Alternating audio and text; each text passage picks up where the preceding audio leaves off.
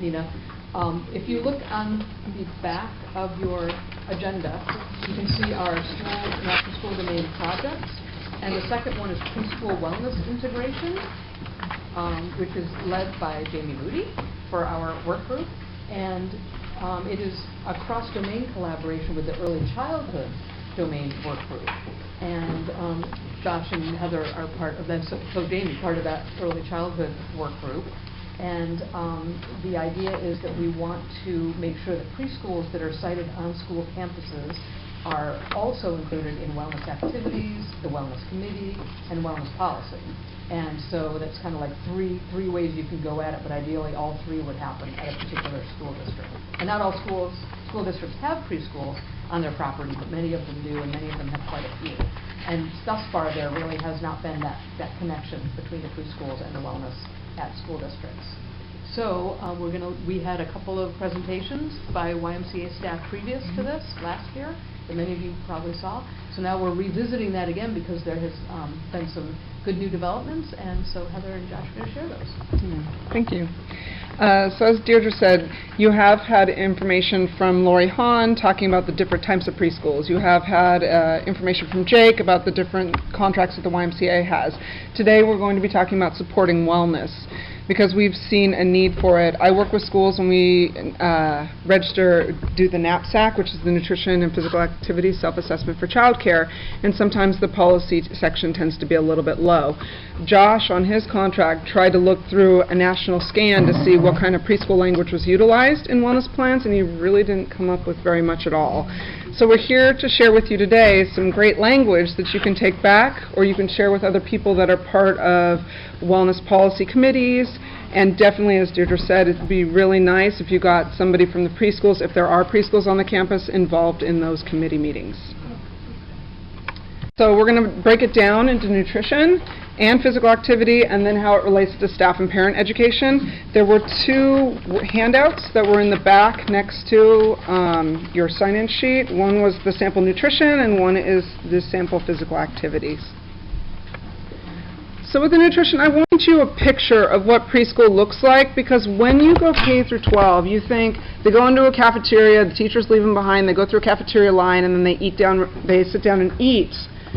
Preschool, preschool best practice is a family-style meal. So your optimal best practice is everything is in an individualized bowl. So you have all your vegetables in one bowl, all your fruit in one bowl, and all your entrees in one bowl. It is passed around the table in a family style. They'll be drinking out of milk pitchers that are mini, so the children can actually pour their own milk. The serving utensils for these bowls are child-sized, so preschool kids can actually utilize them, because if they're their long ones, they have difficulty utilizing. So this is a best practice where everything is moving around the table. Now, sometimes at the school districts, everything does come in a prepackaged. You already have, your sandwich in a bag. So to modify this family style, the sandwiches are actually still placed in a bowl and passed around the table. So different school districts have different modifications towards family style, some being best practice, some being a modified best practice. The benefits, I'll get this right in a minute. So the benefits of this style of eating with family style include the motor skills. When they are passing, that is gross motor skills. When they're serving themselves, they're using fine motor skills. So lots of different motor skills being utilized in this family style meal, as well as language development. When they're sitting down, they're usually in the classroom as opposed to in the cafeteria, which is a lot quieter. You have a small table with about 6 kids and 1 adult, because in preschool, like Jake and Lori mentioned, there's usually about 3 people in a classroom of 24, so on average. So they're sitting down, they're having these quality conversations about the food they're eating, they're having conversations about, their personal interests, their problem solving, different things that might have happened today when they were playing. So all that great language is being developed at that time.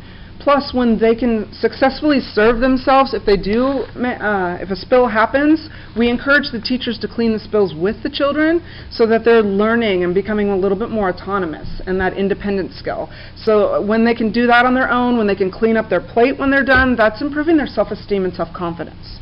So they feel a lot better about their abilities. And then also, can you please pass me the broccoli?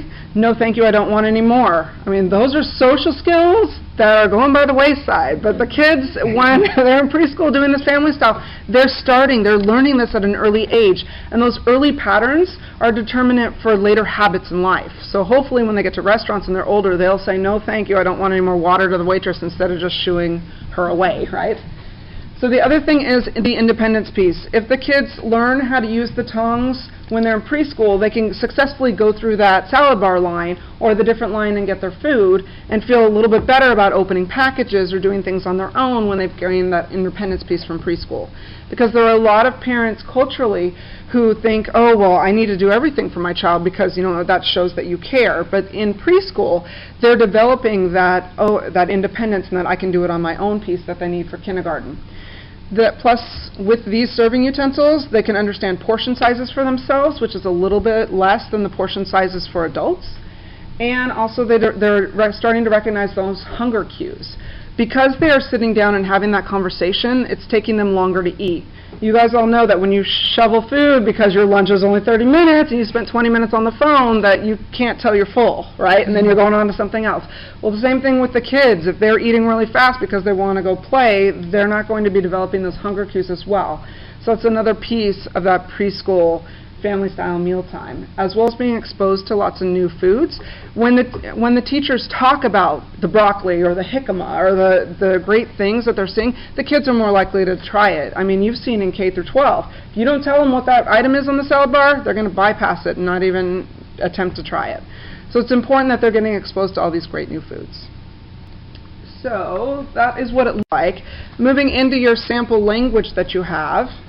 The first one is staff will encourage children to serve themselves meals and snacks under supervision. Now, this one is a little bit broad, so it can be put in any wellness policy, and that can be preschool through 12. Staff could be the staff in the cafeteria. So, and you're definitely encouraging the children to serve themselves preschool through 12. So that is a great piece that can be added into any wellness policy. If they do serve a family style in the classroom, they can also add a preschool caveat. In preschool, all meals shall be served family style in the classroom. So that is best practice.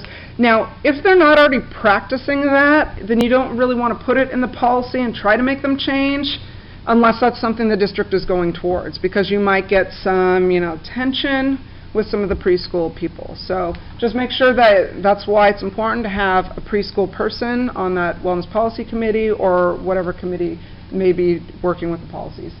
The next one is staff will not use food and or beverages as a reward or a punishment. When Yuka presented in January, she found, I think it was over 60% had nothing in their policy about not utilizing food as a reward or punishment. That's important across the board, not just in preschool. Because I remember being a kid getting, Skittles for being good or M&Ms or something like that. So it's really important that that is in the policy. The next one is preschool staff. So these are a little bit more focused towards preschool. Preschool staff will observe and support children's eating habits and hunger and fullness cues. So when they're supporting it, that means that they are, talking to them, asking them. There are times when a kid will have a full plate, and they're like, oh, we were just reading a book.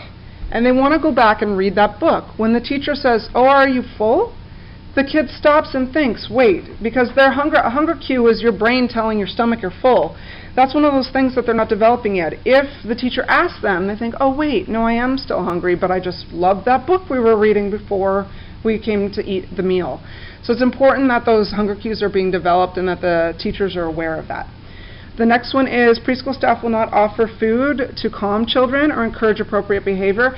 That, you can pull that off of preschool and just say staff, because that is something that, you shouldn't be giving them something, food-wise to calm them, because then they can have some kind of connotation, negative, positive, whatever that be, with food, and you shouldn't have that kind of connotation with food. And the last one on this slide is preschool staff will act as role models to promote healthy eating behaviors by sitting down and consuming the same healthy foods offered to the children. The staff in preschool are great role models. In best practice, they should be eating the same foods. If the teachers aren't eating it, the kids probably aren't going to eat it. But if the teachers do eat it, and we tell this to the parents all the time, I don't know, if you have kids, if you're not eating something, they're not eating it. If you're eating something they're not, they're going to want it. Just, for the future reference. So it's really important. A question? I was just wondering, is there anything under nutrition practices about the length of time they have to eat them to do this family style? That is a good question. The generality is 30 minutes, but sometimes I've seen it last a little bit longer. Sometimes it's been a little bit shorter, but the shorter tends to be if they're eating a breakfast and some of the kids have come and already eaten breakfast at home. But we try to teach the parents that even if they're eating breakfast at home, have them eat a little bit of breakfast at home and have them eat a little bit of breakfast at school so they're getting variety. So that's what we try to share with parents. Ultimately, it's the parents' decision whether the kids are eating before they come in or not. But yeah, that's when it tends to be a little bit shorter than 30 minutes. Question? For that last one, I did see, because I went and part of my hours, I did go and watch. I went to a school and I looked at their cafeteria, and I actually did eat one of the meals, and a child did come into the cafeteria, and he's like, "You're going to eat that?" And I was See? like, "Yeah, I am." I was like, "It's healthy," because it Yep. was a salad bar, and there was, they had tater tots and hamburgers, but I was like, "Yeah, it's healthy." And he's like, "Well, I ate the salad." So, See? I mean, so it is true. They do see that, and they do make comments. So, I mean, I did see that. Yeah, the role modeling is important, though there are some districts that can afford to serve a whole meal for the teacher because that's an added expense, and they're not part of the free or reduced usually. Some of the school districts have gotten around that by letting them take a couple of the vegetables, having a little bit of extra vegetable in the bowl, or an extra added fruit. So that's a way that they can get around that. And then if the school district doesn't, we do encourage the teachers to bring their own food if possible, if the district allows, because some districts don't allow food to be brought in if they're eating in front of the kids. So there's, it just depends on the district. All right, so going into celebration fundraising, this short section, we talk all the time about healthy celebrations and healthy fundraisers here. So with the healthy celebrations, you can lean your district towards non-food at all. So special occasions will be celebrated with non-food items, such as arts, crafts, or projects, so pushing them just away from all food. Or they can decide to go, okay, we still want food, and celebrations with food will include approved healthy snacks. So either one or the other, if you're pushing language through. If the district is, yes, we don't want any more food, move towards the first one. But if they're still, we need to allow them to bring in food, have something in the policy about the second one. And there's a lot of healthy celebration information on the COI website. Same thing with the fundraising. If they're going to move towards non-food, you can just say non-food items will be used for fundraising purposes. Or if they still want to use some kinds of healthy foods, healthy food items will be used for fundraising purposes. And with those items, you can definitely check the Healthy Fundraising Toolkit on the Obesity Initiative's website. Dietrich's done a great job of creating that, and you've got lots of great ideas of different healthy fundraisers that you can bring to that committee or to whoever you're talking to about having healthy fundraising. Heather, Yes. I was at Chula Vista's Wellness Subcommittee meeting yesterday where they're revising the policy, and they're going to be the first district that's including language like this with the help of the YMCA, and to get it to align with the rest of their policy, they're making sure that it also says, as far as any food brought in, that it is purchased from a store, packaged, and labeled with ingredients for, because of allergies. And no home-cooked food will be brought in for food safety reasons. Yeah. So they had added that to align with the rest of their policy. Yeah, I didn't put it up here, but actually on the paper it says an approved list will be provided by the district. So the district can provide an approved list specific to that district with the healthy fundraising and celebrations. So nutrition education is also an important piece for the kids. The farm to preschool and farm to school curriculum, I have a couple samples. You can pass those around. You can take a look. The farm to preschool curriculum looks a little bit different than your farm to school, so I have 2 copies that are going around. Their curriculum is 1 lesson every week, 1 fruit or vegetable every month, the same as the K through 12, but they'd have different fruits or vegetables, because you notice on our agenda today we have strawberries and carrots, but this month is actually cucumbers for the farm to preschool. So farm to preschool curriculum is created by Occidental College in Los Angeles, and it's great because it has a lot of information. It has books that go with it. It has taste testing activities, which are all great for the kids. And the lessons are only about 15 minutes long because that's about how long the attention span is in preschool. So you can take a look at those. Definitely for the upper grade kids, the farm to school curriculum, and UCSD has a great website that has all that information on it. With the policy language, nutrition education will be offered to children. Weekly is best practice, but if you're trying to push this through and they say, well, monthly is all we can do, then change weekly to monthly, because that's still getting that nutrition education piece into a policy. And it's important because that'll drive change if there are teachers that aren't even doing nutrition education monthly. And that includes hands-on activities based on the children's developmental stage. Obviously, as you can see in the pictures, for preschool, they tend to have, doing little activities with skewers and taste testings, loving the oranges, and opening up the pea pods. But opening up a pea pod, which is great for their dexterity and for their motor skills, is not something that like a 5th grader needs to be doing. So based on their developmental stage for that one. All right, and just quickly on the last one, majority of your wellness policies will have some kind of language about nutrition guidelines. If they don't, you do want to add something. This one says preschool children will be served healthy, diverse food that meets the requirements for the Child and Adult Care Food Program, the Dietary Guidelines of Americans, and the California Department of Education and Nutrition Services. If they're attached to a school district, like La Mesa Spring Valley or a Cajon Valley, they're probably using the National School Lunch Program and School Breakfast Programs, so they will not be using the Child and Adult Care Food Program or CACFP. If it's a preschool agency, such as Vista doesn't have their own, they use Education Enrichment Systems, excuse me, I'll forget what EES stands for. They will probably be using the Child and Adult Care Food Program for their preschools. So it's just it's a food program. It's the same thing as the National School Lunch, it's basically the same thing as the National School Lunch Program. Another important piece that I think should be in all wellness policies is the program menu will offer a variety of fresh fruits and vegetables, whole grains, which are which are push for importance right now, lean meats, poultry, fish, legumes, and low-fat or fat-free. Non-flavored milk would be a nice thing to add if they are doing that. I know that this is has been a touchy topic in Chula Vista with the chocolate versus no chocolate milk, but if they are, then free, non-flavored, and no sugar sweetened beverages is a great thing to add to policy. And the last one, potable drinking water will be accessible to all children and will be offered both inside and outdoors. It's been a touchy subject in San Diego Unified recently, so it's important that the children are getting potable drinking water, and it's important to put into policy as well. All right, we're going to move our physical activity. So physical activity is the other component of our wellness policy template. And incorporating physical activity into the preschool schedule is very important because this is a time for children to learn those basic fundamental movement skills, which help to provide a foundation for more complex movement skills. So stuff that you need to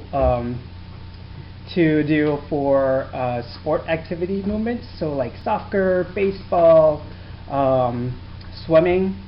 You need a strong foundation of basic movement skills in order to complete those skills and learn those skills. But aside from sports movements, it's important our physical activity also provides an opportunity for children to learn spatial awareness, so where their bodies begin and where it ends in relation to the environment around them and the people around them. So learning spatial awareness is important to learn before elementary school because the child needs to know how to tell their bodies to stop when they're sitting for instruction or when they're sitting at an assembly or if they're lining up for at the lunchroom to know and understand their own bodies. And physical activity in preschool helps children to learn this skill. They also learn how to cross the midline, and so crossing the midline is any movement from one side of the body across the midsection to the other side. So for like reaching across the table to pick up my water bottle, I'm crossing the midline. We cross the midline when we shake someone's hand. We cross the midline when we're reading something, we're visually scanning something, and even writing notes, we're crossing the midline. So physical activity helps build this foundation for a strong midline crossing movements. And one way I like to demonstrate what it's like for children to learn a complex movement skill is by doing a simple exercise. So if you guys can point forward with your right hand, and then give me a thumbs up with the left. And I want you to switch back and forth as fast as you can, those two gestures. Very difficult, right? So that's one side of your brain trying to communicate with the other side of the brain, and that's what it's like for children to learn how to walk in a straight line or how to throw a ball. Their brain hasn't made these pathways yet. So the more we exercise those brain pathways, the stronger brain functioning will be, the more coordinated they'll feel when they're physically active. Physical activity also boosts confidence and self-esteem. So a child who is confident in running or jumping is more likely to be physically active in preschool than a child who is clumsy or uncoordinated in their movements. And a child who is uncoordinated might or has a tendency to be shunned by their peers in school and may ultimately avoid opportunities to do physical activity, and it may lead to sedentary behavior. So it's important to write these physical activity policies into our wellness policies. Moving on. So there's two types of physical activity that we recommend be written into the wellness policy, structured and unstructured. And it is exactly what it sounds like. So structured has a purpose, it's directed, it's teacher-led, you're focusing on one single movement. So structured physical activity could be, like we see here, ring around the rosies, or setting up an obstacle course where a child has to walk in a straight line, hop on spot markers, or crawl through a tunnel. Unstructured is self-directed, it occurs naturally in their environment, they're able to exercise their creativity, they're not only gaining physical activity skills, but they're also learning those very important social skills that is needed in elementary school. So problem solving amongst peers, how to regulate emotions when they become upset or angry. So those are the things that they can learn during unstructured physical activity. And nowadays, children at home don't get the same amount of unstructured physical activity that they used to. When I was young, I used to play in the streets. I lived in the suburbs. Back then, it was considered safe to, hang out with your neighbors, play hide and go seek in the streets, and walk to the park without an adult. Nowadays, parents don't feel that sense of safety in the streets. So instead of having opportunities of unstructured activity, they sign up their kids for organized sports such as swimming or karate or baseball. So it's important to have these opportunities in preschool to exercise those unstructured playtimes. So for the guidelines that we recommend in the wellness policies, so the National Association of Sport and Physical Education recommends that young children should get at least 2 hours or more of physical activity. So for preschool, for a full day, we recommend accumulating 60 minutes or more of structured physical activity, and likewise for unstructured, 60 minutes of unstructured physical activity. And for the part day programs, 30 minutes for structured and 30 minutes for unstructured. And other than meals and nap time, children do not sit for more than 15 minutes at a time. And from the sources that we were looking at when we were putting this together, this duration varied from 15 minutes up to 16 minutes, or 60 minutes. Yeah. And based on our experience working with preschools and knowing their daily routines and just working with kids in general, we felt like 15 minutes is a very realistic duration. I don't think 60 minutes is a very realistic, or I don't think I know any preschoolers who are able to sit still for 60 minutes at a time. So we threw that one out. So staff role. So preschool staff has a very unique opportunity to play an active role in the children's play, as opposed to elementary school. So this is why it's important to add this component into the wellness policy and specify for preschool age kids that the staff will actively participate in physical activities with the children. For elementary school, this isn't realistic because recess and lunch recess is the time for their regular teachers to take breaks and to take their lunch. So typically it's part-time staff who monitors the kids in the play yard, who probably don't have education or aren't trained in physical activity. They're supervising a schoolyard full of children, so they can't provide that one-on-one instruction or organized play for a group of kids. And yeah, just the logistics of it. It's very difficult to include structured physical activity in elementary school.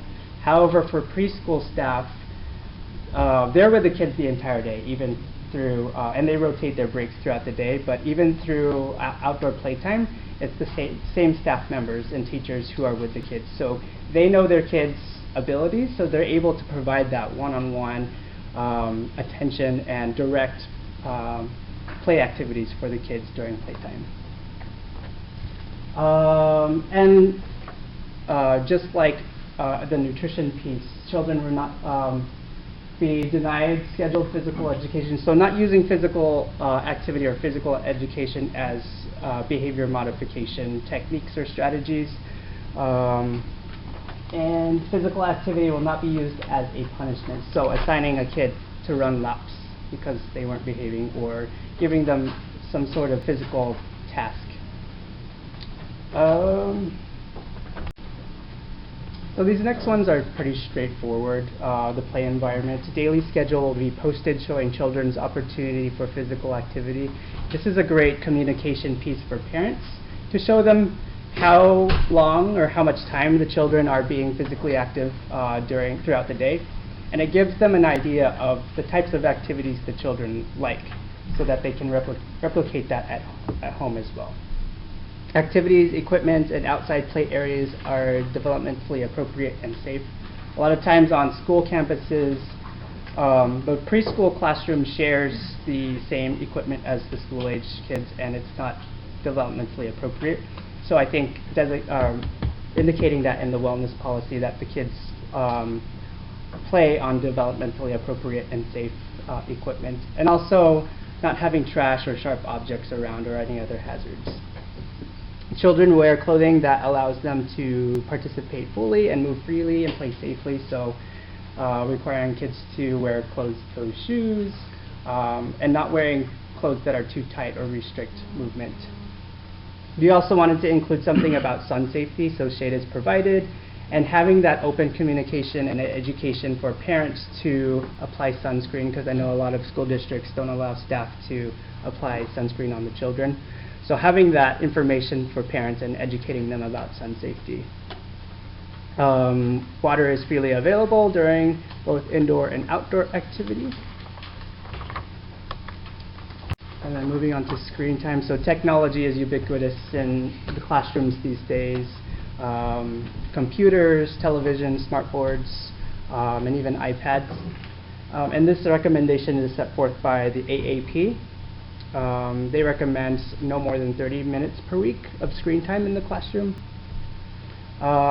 So I think it's important to add this component as well into the policy to educate staff to make sure that they're not allowing children to spend so much time on the computers, because increased screen time is associated with sedentary behaviors. And then moving on to staff and parent education. Teachers will be encouraged to attend professional development related to nutrition and physical activity. And this can be incorporated into maybe the annual staff meeting, maybe adding a component about nutrition education or physical activity. We worded it will be encouraged, because I know some school districts can be tricky requiring staff to attend trainings because of contract hours and what they're required to have their staff attend. But something like this would be easy to add on to staff training or staff meetings. Nutrition and physical activity education will be provided to families. And this could be adding a nutrition or physical activity piece to an open house, maybe having some sort of educational activity for the parents, posting education or tips on the parent board. We have Harvest of the Month newsletter. The Harvest of the Month newsletter is English and Spanish. Take a copy, pass it down. There's one, it should match it'll match the preschool, it'll match K to 12. It won't match them at the same time, but you can go to harvestofthemonth.com and get a different parent newsletter. And that's a parent education piece, because you're educating the parents about what the kids are eating, or what they're learning about nutrition-wise and education-wise in the classroom. So it's a good connector piece, and plus it's a good information piece for them, because if the kids have eaten cucumbers on the salad bar, maybe they want to eat cucumbers at home, or maybe they want a recipe for cucumbers, which can be found on the parent newsletter. So it's a great piece of information that can be sent home with the families. And I think that's all we had. Yep. Does anyone have any questions? So, is there a curriculum or set of standards that you like for the physical activity for preschool? And the reason I say that is I know that the K through 12 framework and standards does not address preschool. And so, is there what are you using? Where are you intending to go? So we sourced our recommendations based off of a bunch of sources. There's the knapsack for physical activity. There's one for I think there's one for infant and physical activity. There's a knapsack for outdoor play, and then there's a knapsack for screen time as well. Is there any more? There's one for nutrition. There's one for nutrition that I talked about earlier. I don't But think they she's know. So what's asking. that? Oh, I'm sorry. So the knapsack is The nutrition and physical activity self-assessment for childcare that I mentioned at the beginning. So it's a self-assessment tool that you utilize. The nutrition one will ask you questions about, your nutrition practices, your nutrition education. The physical activity one will ask how much time is structured physical activity, how much do you have unstructured time. Well, I'm more curious about Your- developmental activities. And so, because some of what you talked about is stuff that is probably like age appropriate at upper grades. Yes. Yeah. And so, knowing that you're in that fine line, because I totally agree with everything you said, especially about the spatial awareness and the body movement and all of that. But sometimes when people say, okay, do physical activity, they go and they do sports, and unfortunately the kids don't build that skill level. So Yeah. I'm just I guess I'm more interested in is there a place that we can also Yeah. well, and not even curriculum, but even just the standards, so that they're in the right realm of developmentally appropriate activities for that age, because people have the best intentions, and unfortunately sometimes it ends up doing harm at a young age. Yeah, and even Yeah. age 3 is totally different developmentally than 4.5. So, Yeah. there's- So you have the standards or the Common Core standards that are driving K-12. We have preschool foundations and frameworks, and within those foundations and frameworks, it talks about gross motor, it talks about balance and stability, and it talks about different age ranges, as well as the lost my train of thought. We have the DRDPs that work with the I forget what they're called, desired results data plan, and that tracks the kids, and it shows that one is just like an assessment tool for the kids, so it's kind of like your Common Core standards. But the frameworks and foundations for preschool is the best place. Oh, and Caring for Our Children. Sorry, that was the other one. So those are all little books you can utilize. Caring for Our Children has a variety, talks also about nutrition and everything like that. The foundations and frameworks are divided into different sections, similar to the frameworks, like your English language arts frameworks that you get from CDE. So it's similar to that. Yeah, and it's basically there's a variety of types of curriculums out there.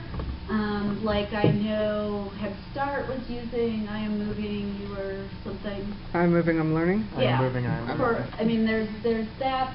There's a variety of things, and it depends on the organization sometimes and what they've adopted, or what fits. Most of the time it's just working with the child, and the child care providers are going to know. So if you're presenting in a school about policy, or you're helping provide some resources, the first thing we try to do is get an early childcare person on that committee so that they're sharing their information, because they're going to know answers to this and what that should be.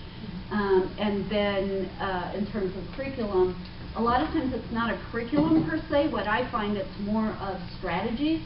So, for example, painting squiggly lines and having them walk a squiggly line, or working with their space, because some centers are very, very small and some are very large, and they all are different sizes and shapes and figures. So, I mean, I know that's been my experience in working in So that. there's not like a set, like you don't have standards in terms of the physical activity and the expectations, like, Like I'm just miles? curious. Like Other by than age 4, they do they have will the be able framework. to balance The on one Yeah, foot. like here's a progression. in That terms is of- in That's the the frameworks and the foundations. Yeah, so it does say that. They're two separate books, Preschool Frameworks and Preschool Foundations. Okay. Yeah. So I hope that answered. But it's kind of to how it's implemented, it's similar to PE. Yeah, and that's why I asked the question. Yeah. And it's, yeah.